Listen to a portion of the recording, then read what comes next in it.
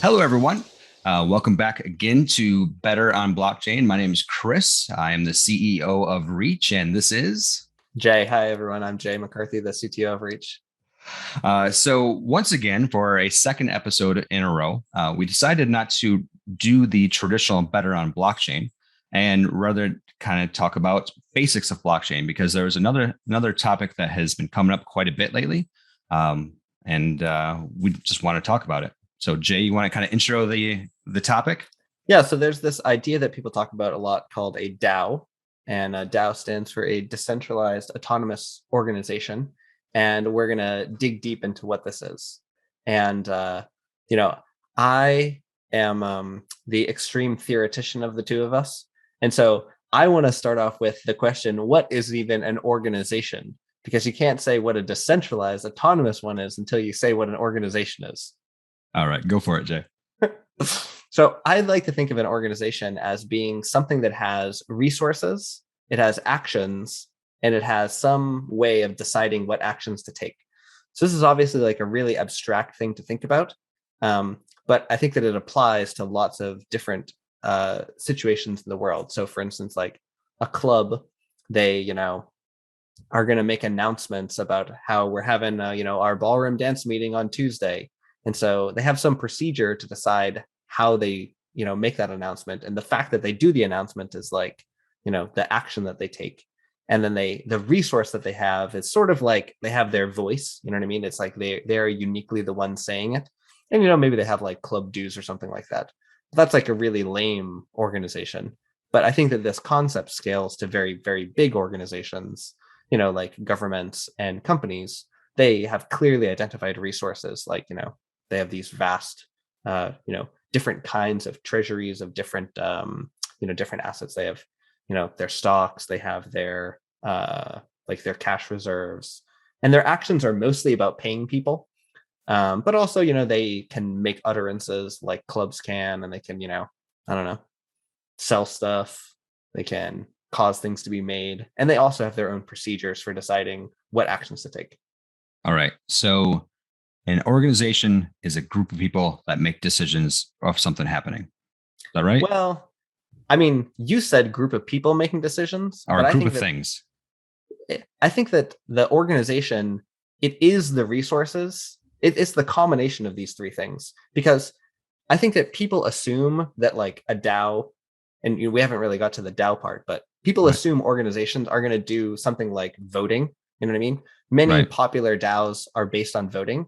But there's no reason that organizations have to vote. When we look in the real world, lots of organizations act very well without voting. For instance, most companies effectively have personal rule of the CEO. And then the CEO, can be replaced by the board, which is represented by the stockholders. So there's voting comes in a little bit with companies, but many organizations are not voting on every single decision to But act. I mean, decision making has to happen. It doesn't necessarily have to be a vote, right? But yeah, true. Decisions would have to get made. Yeah, exactly. And I think that's a good point. I jumped on you a little bit too much there, where when you said decision, I heard voting, but that wasn't really right. But I guess my point too is that it's the organization is less about the people and more about the resources. Right. The people only come in because they might be part of the decision-making process. Even though you jumped on me, I want to earmark talking about voting for later and the different types of voting, because I know specifically you think a lot about different types of voting. So yeah, totally. We'll talk about that later. All right. So that's like a really broad way to say what an organization is. That's so broad that it's almost kind of meaningless, because like everything is an organization in that framework.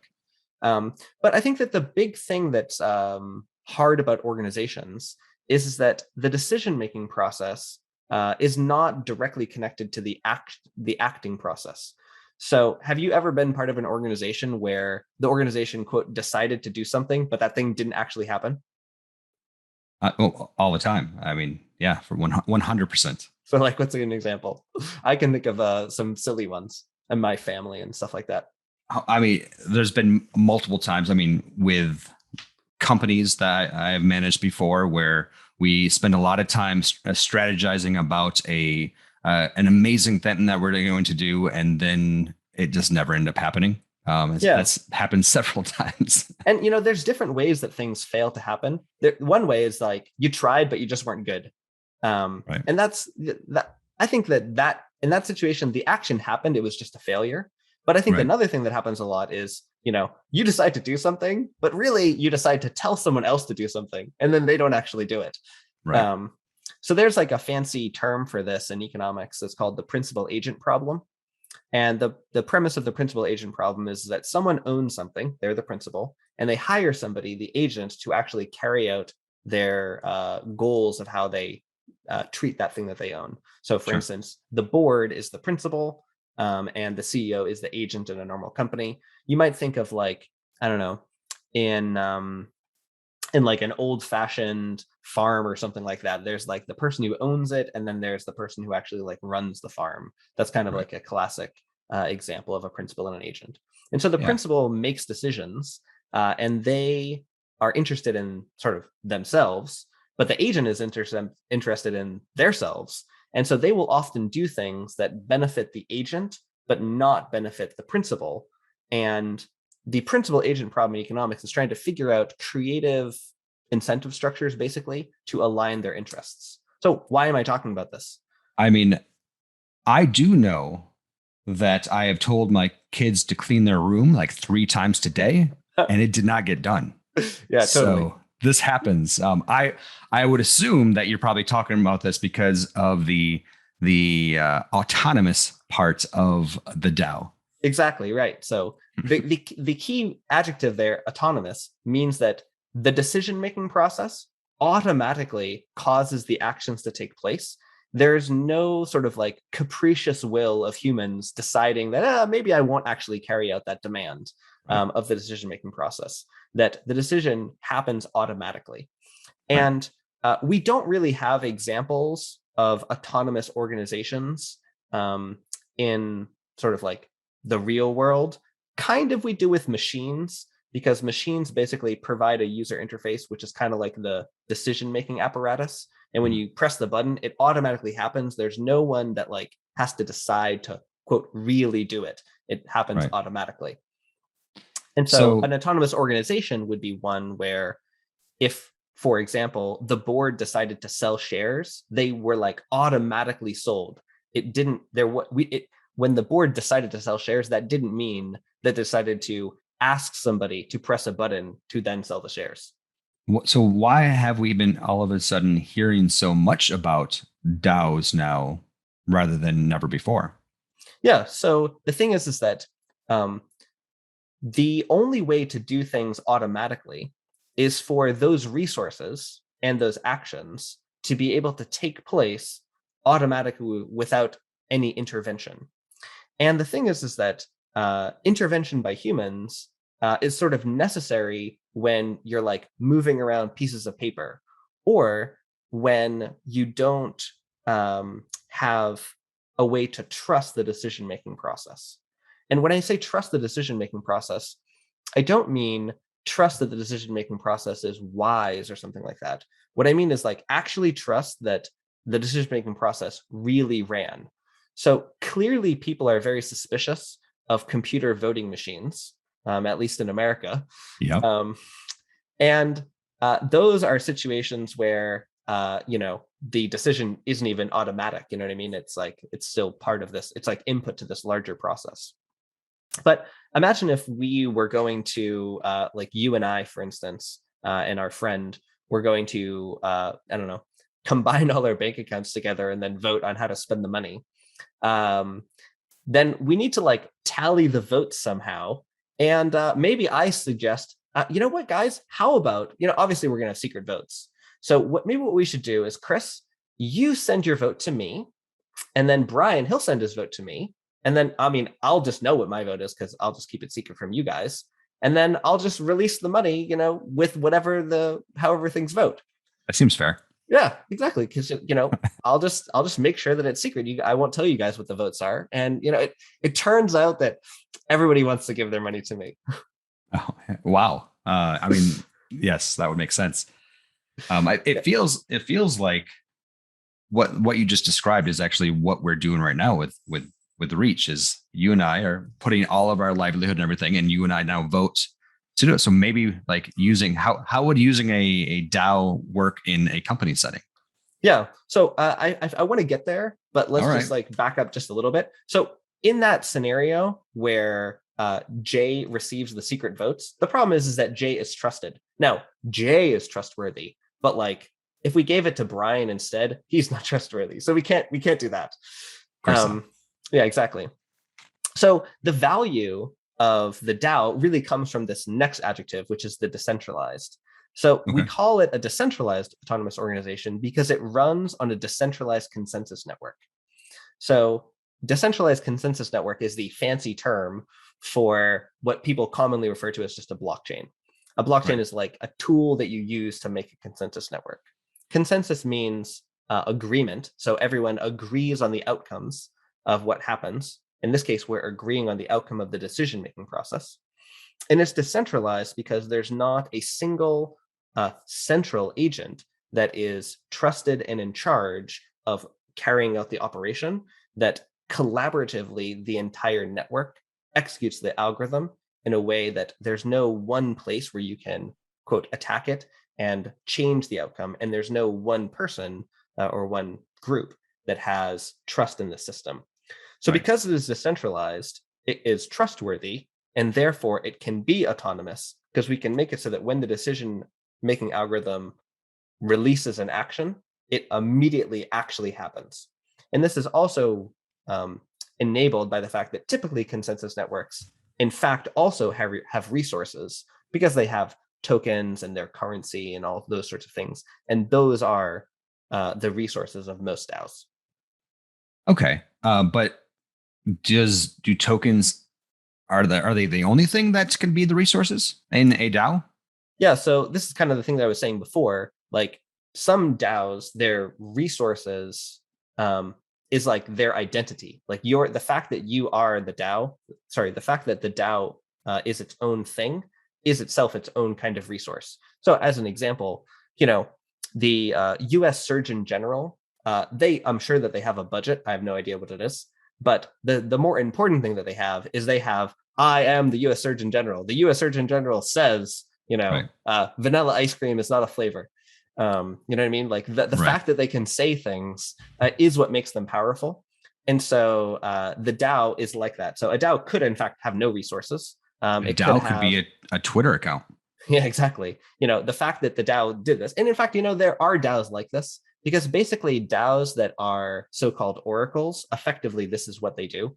Right. The fact that they utter something is what their power is. But yeah, so they can have tokens. That's kind of the obvious thing. They can also like own NFTs. Um, and saying something, a special kind of saying something, is calling a function on another smart contract, and so that's a valuable resource that you can hold. So there's a variety of things that you can do. Another thing that they hold, of course, is their own configuration. So you could vote to change the constitution, for instance. Are DAOs needed in blockchain? Hmm, I don't know. It's hard to decide. I think that in the real world, we clearly have companies, but we also have things that are like companies, but don't have that common ownership. So what I mean by that is, you could go down to the bazaar, like the marketplace, and you could like go over here and like hire someone to do your accounting, and then go over there and like buy some lunch, and then go over here and like pay someone to be your cleaner.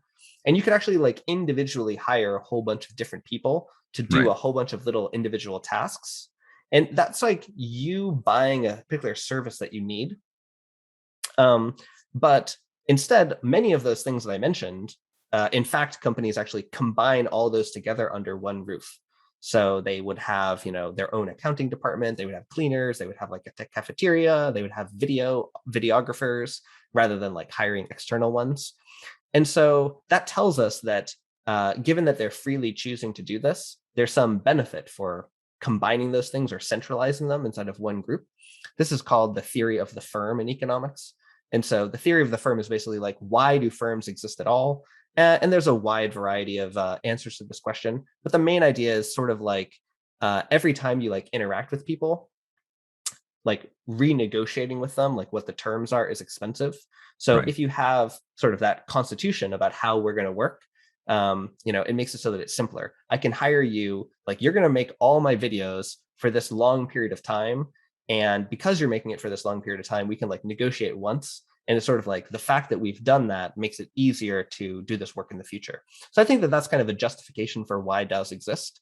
Um, I think, though, the main reason that people care about DAOs is they see them as a way to pool resources, which is also kind of one of the origins of companies, right? As companies as a way for people to pool resources and do things that they wouldn't be able to do on their own. But what are the pros of a DAO rather than an actual organization? A good old fashioned business company. I see what you're saying. So you're saying, like, why do we want a DAO as opposed to like a human space company? Right.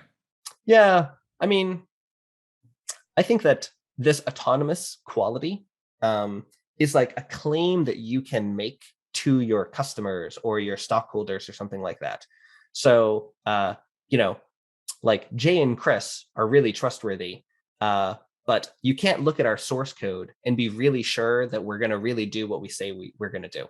Um, Obviously, our reputation is on the line every time you say you're going to do something and figure out whether or not you really do. But the autonomous agent is sort of inherently trustworthy because you can see what it's going to do. And so I think that that means that the autonomous organization is a different product than the normal organization. And I think that this is why it's especially valuable for these resource pooling situations. I'm going to take it one step further. Yep. That because of the autonomous plays and you know what's going to happen, you don't necessarily even need identity because it would allow that you know what's going to happen no matter who it is. So you like in the regular business, you need to know who Jay is. You need to know who Chris is because if we don't do anything, you can go sue us. Yeah. But if you know exactly what we have to do when we have to do it, you don't need to know I'm Chris or you're Jay as well. So it allows for an organization to exist without the people or the participants actually knowing each other. Yeah. And so that trustlessness makes it so that organizations will exist that wouldn't have existed before because it would be too expensive for everyone to find out who they are. And so Right. that is like another way of saying that the autonomous organization has extra features. It's more reputable and you can care less about the individual people that are there. But you know me, I'd like to talk about practical things rather than Yeah. high level abstract thoughts. Let's talk about a real use case for a DAO. Let's talk Yeah. about how somebody like us would implement a treasury DAO. Say a treasury DAO that has multiple different types of tokens, and the DAO gets to decide what to do with those tokens or Yeah. the governance. Yeah. So I'm gonna simplify this by saying that there's just one kind of token. All So right, because I fine, don't think it's gonna make really that big of a difference. okay, Um, but it's and so possible. yeah, But it's it's possible. possible to. It's possible to have Okay. one with multiple. But think of this as like a grant organization, Mhm. like a foundation. So we are familiar with, I don't know, like the Bill and Melinda Gates or the Rockefeller Foundation or something like that. And so there's this Or big, the Algorand Foundation, or the Algorand because we're talking Foundation, about blockchain. yeah, or the Ethereum Foundation. There's a lot of Right. these in the blockchain world. There are these foundations, and they basically have a goal, um, and that goal might be like, I don't know, destroying polio, for Of instance. course. Um, and so they have a whole bunch of resources, the money, their endowment, Right. and then people come up to them and they say, I know a really cool way to get rid of polio. Check this out. This is a proposal. And then the organization has some rules for deciding, okay, well, like you got to make sure that you give me like a 15-page document and you have to have like a really cool resume and like maybe you can take me out to lunch too. And after I take all this input in, I'll decide, okay, yes, I'll give you the $10,000 or Right. whatever. Okay, so that's sort of like the basic premise of a treasury organization. And so Right. what the treasury DAO does is, it's got a whole bunch of coins, it's got a whole bunch of algos or a whole bunch of ETH. So that's your little pool. And then the actions that you take are basically releasing them. So paying them off to somebody. And then what the there's this concept of like a proposal, which is like a proposed action, which is sort Right. of like the input. It's like the first piece of input to the decision algorithm. So I say something like, Jay has a really cool idea for killing polio. Here's how it works. You give Jay 10,000 algos, and then I'll get rid of polio. Okay. And so that Perfect. proposal goes up. And then now there's a decision-making process. And at this point, there's a million ways that we can talk about this, about how the decision works. There's really simple stuff like Chris decides. Okay. So this is what's called personal rule. Okay. So one person just gets to decide what it is.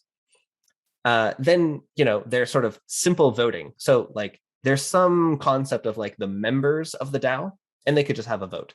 And obviously there's tons of voting systems that are out there. So, there's like first past the post, right? Where you just have to get 51% of the electorate. Really, in the real world, is 51% of the people who showed up.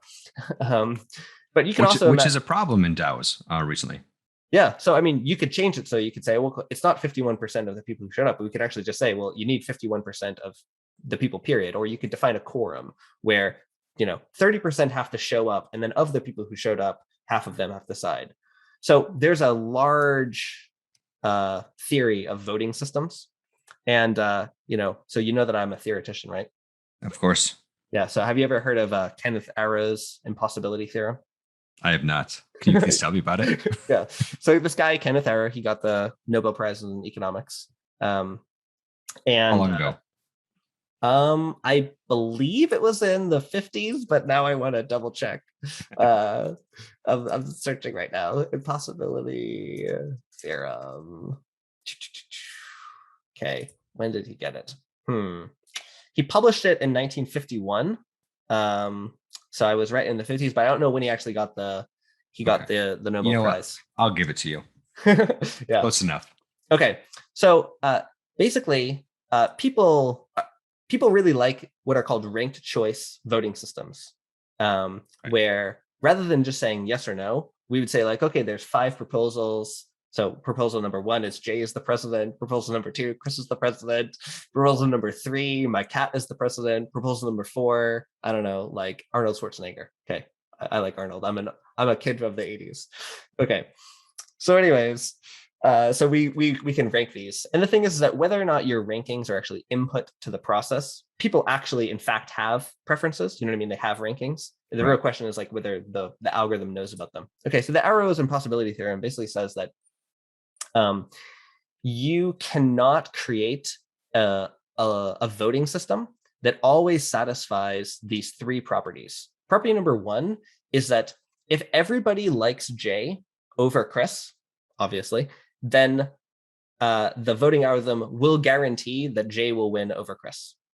The next one is that if everybody, if nobody changes their mind between Jay and Chris, but then we like add other people, then the likelihood of the entire group choosing Jay or Chris won't have any impact. And then the third thing is that there's no dictator, where the dictator gets to just determine what the group does. Okay. And so those are 3 desirable properties. And the impossibility theorem is a mathematical proof that you can't come up with a voting system that has all of those. So anyway, so that's not relevant. That's just a cool little tidbit. If you want to go learn about it, you can. But who needs university? Just listen to these podcasts. You can learn everything you want in the world. Yeah, totally. Okay, so anyway, so you're going to vote. So people have all sorts of cool ways that they want to vote, and you could do that. Okay. I personally really like the idea of DAOs that have weird old government voting systems. So what I mean by weird old government systems is like in the real world, like there's the House, right? And the House has to like vote to allow a proposal to go to the Senate. And then the Senate has to vote.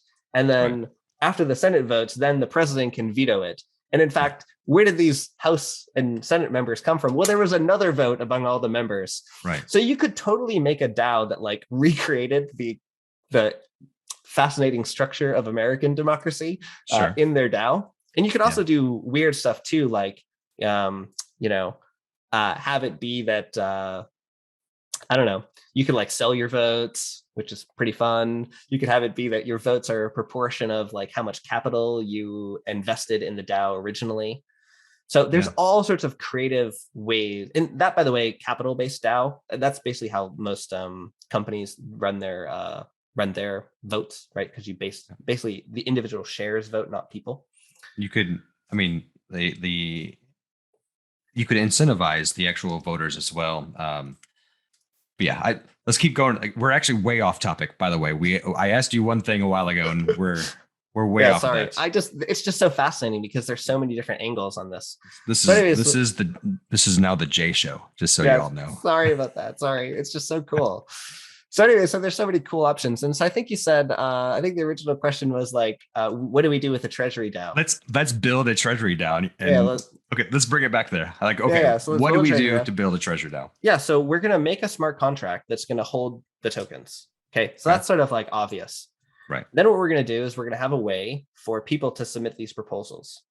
And so a proposal, to really simplify it, let's just say who the person is, what the amount is, and then where the money's going to go. So 10,000 to J. One thing that I like a lot to add onto this is when only the people in the actual governance can propose. So the people that to propose have to find a sponsor to do it. So it cuts down the potential spam. Yeah, I mean, the thing is that that's just another weird voting system, right? Sure. By the way, I'm going to keep jumping in here just so you say something controversial. So far, I've agreed with everything you said. So usually I jump in, but yeah. So I'm going to start throwing you card balls. So just be ready. Yeah. Okay, good. So anyways, so I say give 10 grand to Jay, and then that's a proposal. Okay. And so now we go into the voting process. And we use one of those voting algorithms. We collect all the votes, and you're going to have to limit the amount of time, right? Probably that's probably part of your voting system. So maybe what we'll do is we'll say something like, from when I submit the proposal, it's got to be voted on in like 3 weeks or something like that. Okay. And then we collect a bunch of votes and we define like a quorum. So let's just say that like 10% of the people have to vote at all, and then 51% have to do it. So that's really simple. Mm-hmm. And then basically how it's going to work is that after the 3-week mark, automatically, and when I say automatically, what I mean by that is that like in the code, there's going to be like a function that you call. Okay. And the function is going to be called do the thing, execute this proposal. And that this function is going to say, this proposal is number 82. And then I'll go look at 82. And this got submitted on September 1st. And it's after September 1st plus 3 weeks. And 200 people voted, and 101 of them said yes. So now I do it. And this function can be called by anyone on the planet. Of course. So, but why wouldn't that just be automated? Why can't that just, like, when the time comes, just run? Yeah. So this is actually kind of a interesting thing about blockchain. On your normal computer, you can have like a timer running, right? Where your computer just like does stuff. It like checks your email or whatever. How these timers actually work in the real world is actually kind of cool. Like there actually is like a little. Wait. That's another talk. Let's stay on course. Sorry. Okay. There's a crystal in your computer. So anyways, so the thing is that the blockchain computer doesn't have this automatic process. It basically is like an input enabled computer, which means that it just responds to input. So someone needs to actually do something. Now you might think like, oh, well, we can make it so like the last person that voted like automatically runs it. But the thing is that we don't want the 101st person to have something happen. We actually want 51% of however many people voted. So we need to wait until the time period is over. Because what if like all the people say yes at the beginning and then all the no's happen? We don't want to be fooled by that. So this is what we got to wait. But then once we wait, anybody could send the message to the contract that says actually run it. So that actually defeats the autonomy just a little bit. You know what I mean? Right.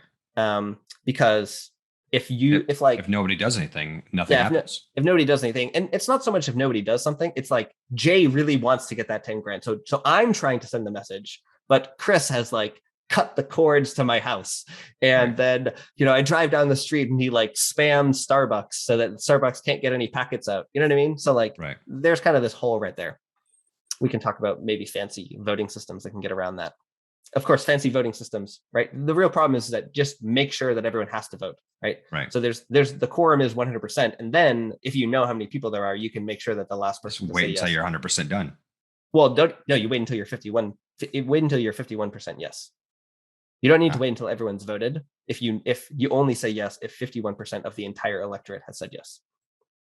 Okay, so anyways, so then this message happens and then boom, the money gets transferred. And so that is the autonomous action. We didn't have to say, hereby the council has voted, secretary, send the money. You know what I mean? It just tally the votes. Exactly. There's no weird tallying process because everyone can go inspect the blockchain and like see the votes. And so that is the basic stripped down DAO. That is like the simplest thing that you could possibly do. And people have then enhanced this with all sorts of features that are kind of implausible with real organizations. And that's kind of one of these things. This is what I was saying, where the autonomous organization is like a different product because it can do more stuff. Mm-hmm. So for example, you can do stuff like, wait, I'm going to ask for a feature. Okay. You tell me how, okay. I want to tell you about the I want to be part of this conversation, Jay. No, you can't be part of it. Okay, go ahead. What if I am a funder and I fund a lot and then I do not like the proposal that through, but it passes? What can I do? This is the feature that I was going to say. Oh, we're so in sync. Yeah.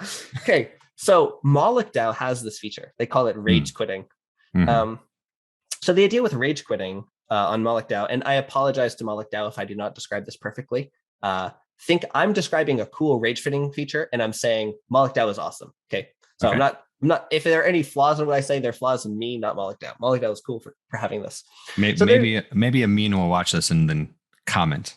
Yeah, there you go. So there's a week that goes by when we vote. And then after we vote, there's another week that goes by before you can actually execute the code. And during that week, people can quit. But the thing that's cool is that they actually have to quit the entire DAO. And when you're voting, the proposal doesn't say, give me 10 grand. It says, give me 1% of everything the DAO has, or give me 2% of everything the DAO has. And so what this means is that now during that period of time, people can leave the DAO and say, I originally invested, 10 grand, but I don't want to spend this on Jay's stupid polio plan because like everyone knows that Jay doesn't even know what polio is. I don't know what polio is. I know that FDR had it, but I don't actually know what it is. Close enough. Yeah, there you go. And so now we rage quit. And so what that means is I take the money out. And because I take the money out, that means that I get my entire capital back. And the proposal still passed, but it just, that 1% that it gets is going to end up being less money. Right. And so that's kind of a weird thing to have in the real world. Because I don't know, it's like, there's like this second level of voting. And I think that this is kind of, it's kind of cool, right? Because one of the things that's frustrating about voting is you don't always get what you want. I have to get what all the people on my town like, not just what Jay likes, But it's also painful because you have to, like in this instance, you would have to completely, I can never vote again. Yeah, well, I mean, you could rejoin the DAO later. Sure, if they let you in. Yeah, if they let you in. Yeah. And so that's kind of an example of one of the creative things that you can do with this because, in the normal world, it's really hard to make a new way of voting. You know what I mean? Like people are trying to do that all the time with governments and they can't do it. It's actually really hard to, in my understanding, to make new corporate governance rules because a lot of the corporate governance rules are actually decided by whatever state you're in. Okay, Jay. Yeah. What? You want another feature? No, I don't want another feature, but I'm gonna say, oh, Jay, I'm gonna pretend I don't know this answer, and hopefully you let me know what it is. Okay. What happens? What happens if a DAO can't code? A DAO can't write contracts. What happens when a DAO chooses to do something that isn't necessarily on the blockchain? Is there something that can do? Like, What happens? So what you mean is like the DAO decides to like sell Jay's car. Let's do it this way. Say that this DAO is actually an investment DAO, right? Okay. Yeah. And they invest in companies. Yeah. The say Jay has, Jay's R Us, and it's not a blockchain company. It's just a regular old toy selling company. Yeah. The Chris DAO and all the millions of Chris's wants to invest in the J DAO. How does that work? You're in the real world. We're in the fantasy land blockchain world. Yeah. I could like, I'm not allowed to have the J's R Us are not allowed to have an account on the chain. Because the thing is, like, you have to then also, because I'm not just giving you the money, I'm actually getting equity from you. Ah, I see what you're saying. So what you're saying is that like the treasury DAO that we talked about before, it like is a donation. You know what I mean? When you give a grant, yeah, you're supposed to write a report, but what if you never write it? I mean, they already gave you the money.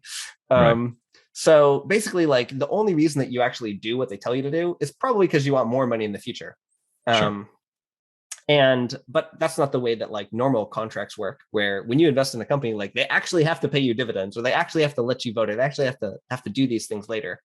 And anything that is in the normal world is not autonomous, which means that it's ultimately enforced by capricious humans who, if they don't do what they say, yeah, you can take them to court, but then who knows what the judge is going to do? It's really expensive to do these sorts of things. Exactly. You can have the DAO like choose an agent who will act in the real world, but But then the problem with that is that this is just the principal agent problem. How do you trust that person to carry out the wishes of the DAO? At that point, yes, the DAO has autonomously made the decision to tell their agent to do something, which is still valuable, actually, right? Because you can still get these fancy voting systems. You can still get this decentralization of having people who don't trust each other come together. But you still have to have at least one trusted agent that's going to act in the real world.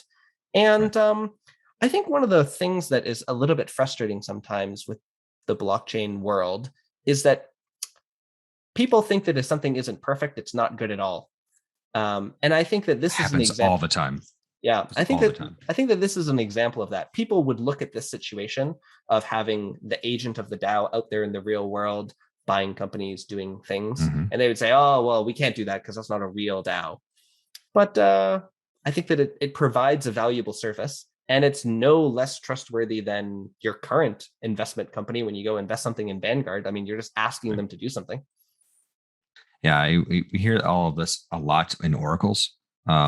And we're not going to talk. Don't worry, we're not going to talk about oracles today.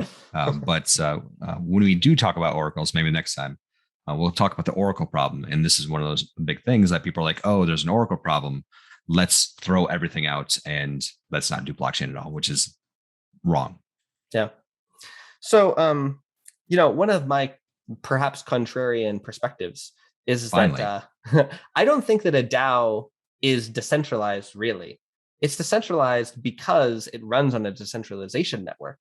But the whole point of a DAO is to actually centralize resources. So taking the fundraising scenario, like I could just fundraise by me, Jay, launching a contract that says, please give me 10,000. And if you give me 10,000, then I'll go, destroy polio.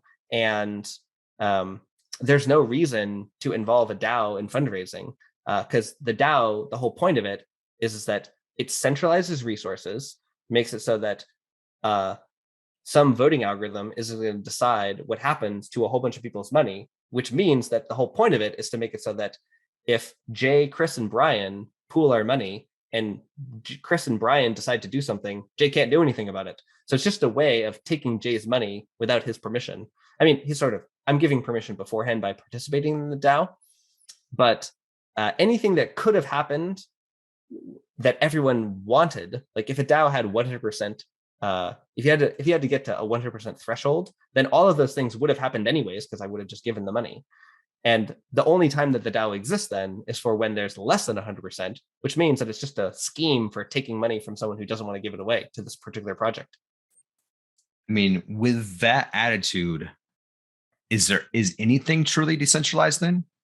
Well, I mean, a decentralized protocol like we talked about before with Uber, and like we've talked about, with like just a market of people launching their contracts that they control that do things. All those are truly decentralized. But with the Moloch DAO and the ability to rage quit, you are in control of your resources, and you could choose to not participate and leave. How is that not decentralized?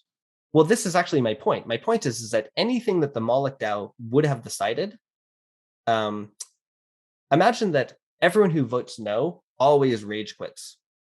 In that case, the Moloch DAO actually does nothing. It doesn't do anything. Because remember, this is what I said earlier, is that it's important that the rage quit is more painful than just not participating in the vote. So it's just being like the whole idea with the Moloch DAO and the pain, how hard it is to get back in, is that when you're out, now you're on the outside, and now you have a reputation of, bad. So you'd either have to change to a different identity and then build up a new identity. It's painful to actually rage quit. And because of that, I believe that it's still decentralized, because the pain of saying no and not giving it to you is more than, So that's my thought. I mean, I agree that is interesting and potentially valuable. I think my point is just that we have to understand that the reason to vote is to take things from minorities. That's why voting exists. Yeah. Because the majority, and you can have like any voting system that does not demand unanimity is going to have some definition of a majority. I mean, you could obviously have like a minority voting system where the thing happens which the least people want. I mean, you could do that. I don't think that that's a common thing. Probably not. Yeah. So anyway, so the whole point of voting is that people disagree about what should happen, and somebody is the thing that, okay, whatever, even though people disagree, we're doing this.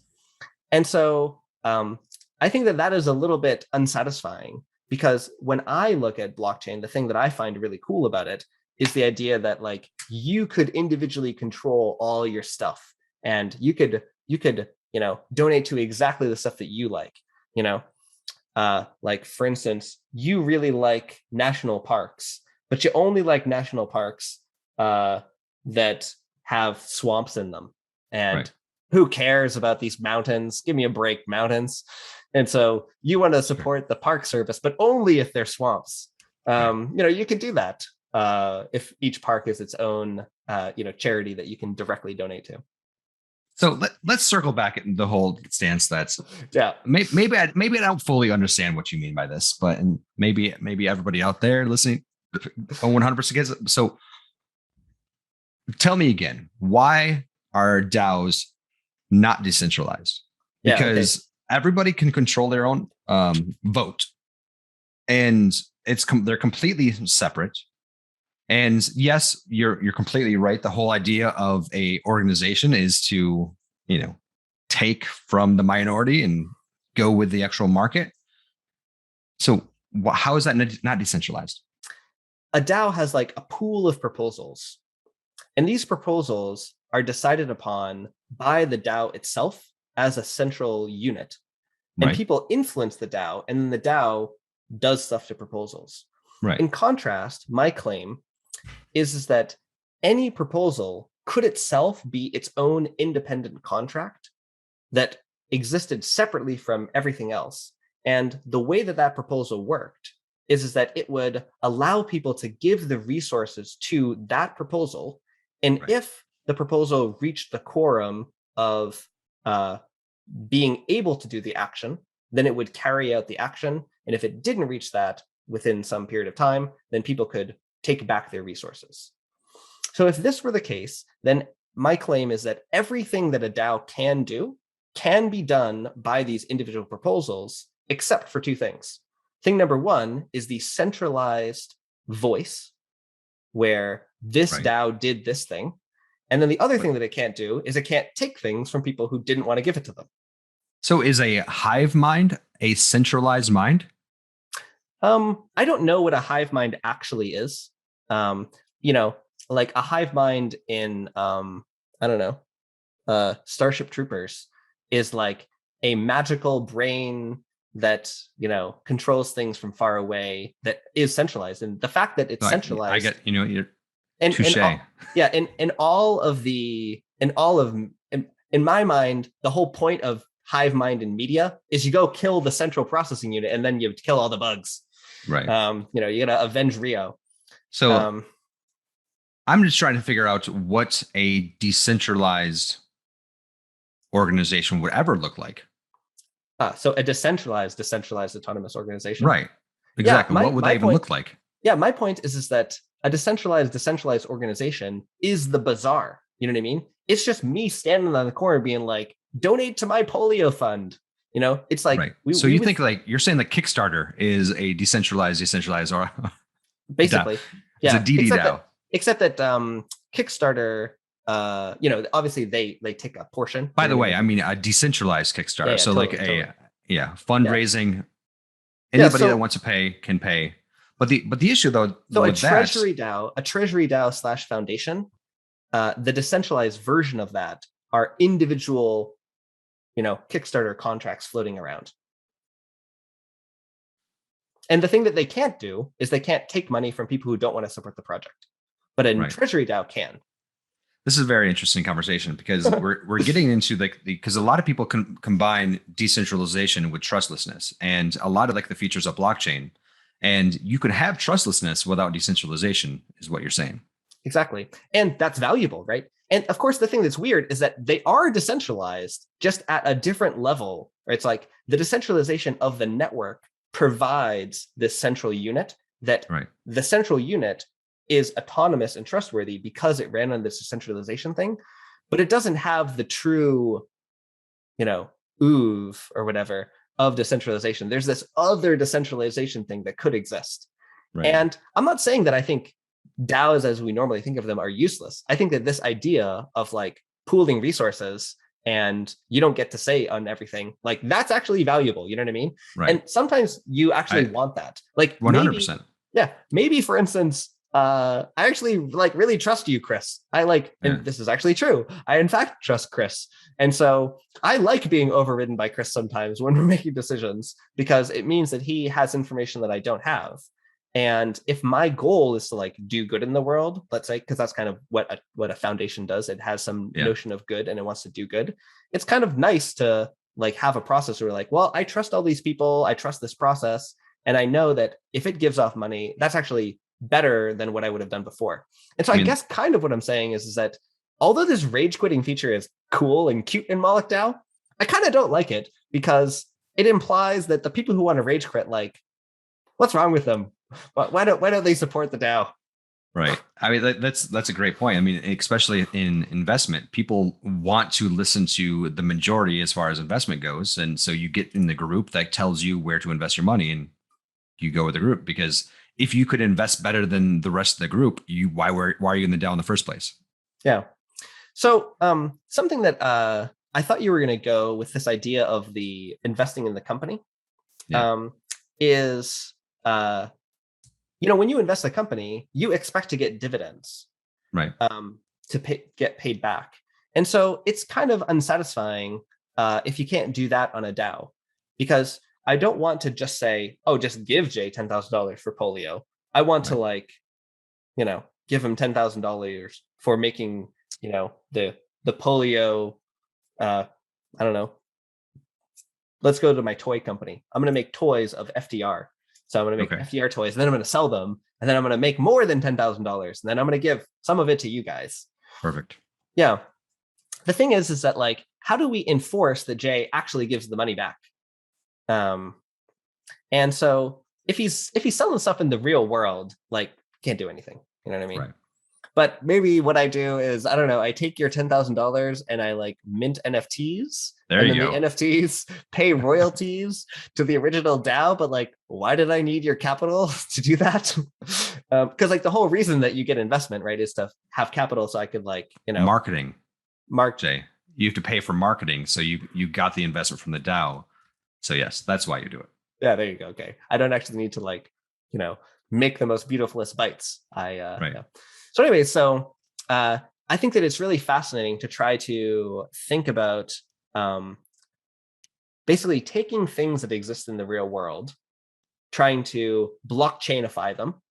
Sure. In this case, an We've done organization. that. We've done that quite a bit so Exactly. far. That's actually the whole point of this whole podcast or Right. video series, is to try to take these things. And so decentralized autonomous organizations are like the most idea of that, because companies and people getting together, collaborating, associations, like Right. that's basically what it means to be human, to work Yeah. together and do some big thing. And DAOs are an attempt to describe that in a blockchain way. And I think that a sort of a test of how good the blockchain is to see when we can or can't do that. And if we can't do it, is it because we're not being creative enough, or because we need to like make blockchain better? Wait, was that a question to me? Well, I don't know. It's just sort of a rhetorical thing. Like, why, when can't we do something? And is the reason we can't do it like a fundamental thing or a just so happens thing? Like, for example, it is conceivable to have a blockchain that okay, so USDC. So USDC, yes, of course I do. They like actually have dollar bills in a vault somewhere. Right. But you could make something like USDC that like had, Tesla shares and Apple shares, and I don't know. Happens all the time. Yeah. Like if you could do that in a way where they could credibly give the dividends to the owners of them, then it would actually be feasible to directly invest in companies and get dividends without the same situation. And we could, of course, imagine a world where those are actually the real shares. You know what I mean? Yeah. The shares are actually those ones, not the pieces of paper out in the world. Right. And so Jay, we have been everywhere in this conversation. Totally. I hope people were actually going to follow it. It's been a lot of fun, but I think we should end it here. Sure. What do you think? Yeah, absolutely. So a DAO is a organization that runs on the blockchain. And because it's running on the blockchain, that makes it more trustworthy, because the blockchain allows an algorithm to control what the organization does, as opposed to people. And by an algorithm controlling it, that means that we know what it's going to do, and the people can't willy-nilly change the rules on you. And that allows you to collaborate in a way that you wouldn't have collaborated before, because you get to collaborate with people that you don't trust, because you're not relying on some random yokel out there to follow the rules. You know that the algorithm is going to really do it. And people have deployed this really effectively for gathering funds to do what they believe is good in the world, particularly funding proposals to make blockchain better. And also to bring it back into reach, we are going to be building a DAO, and the idea is that we're going to open source it so that it's very easy for people to take it, modify it, do all those fancy voting systems for whatever they want to do, and apply it to their system. Yeah. And I think that this is going to be one of those situations where the thing that's cool about DAOs is not the program, not like the coding thing. The coding thing is neat, but the thing that's going to be really exciting is how are you going to apply it? What group of people are you going to bring together? What actions are they going to do? What kind of proposals are you going to say that your DAO is about? And I think that people are going to discover really cool ways of making DAOs for their niche. Like I would love to do it for my whiskey club. I think it'd be a really fun thing to do. Yeah, you guys can pool your funds together, buy the coolest kind of whiskey.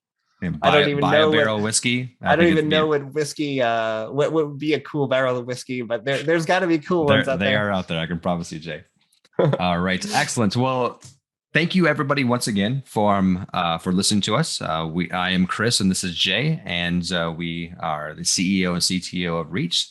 This is Better on Blockchain, or this case would be Basics of Blockchain, still BOB. If you'd like to talk more to us about anything about DAO or pretty much anything at blockchain whatsoever, you can go to our website, reach.sh, join our Discord, and both Jay and I are actually, I think, we're 1 and 2 the most frequently talking people on Discord. So I'm happy to answer any of your questions. Yeah, spent way too much time waking up in the middle of the night looking at Discord, being like, maybe I should answer this question at 2 a.m. But the answer is always yes, Jay. Always yes. Well, thanks so much, everyone. See you later. Peace out. See you. Bye-bye.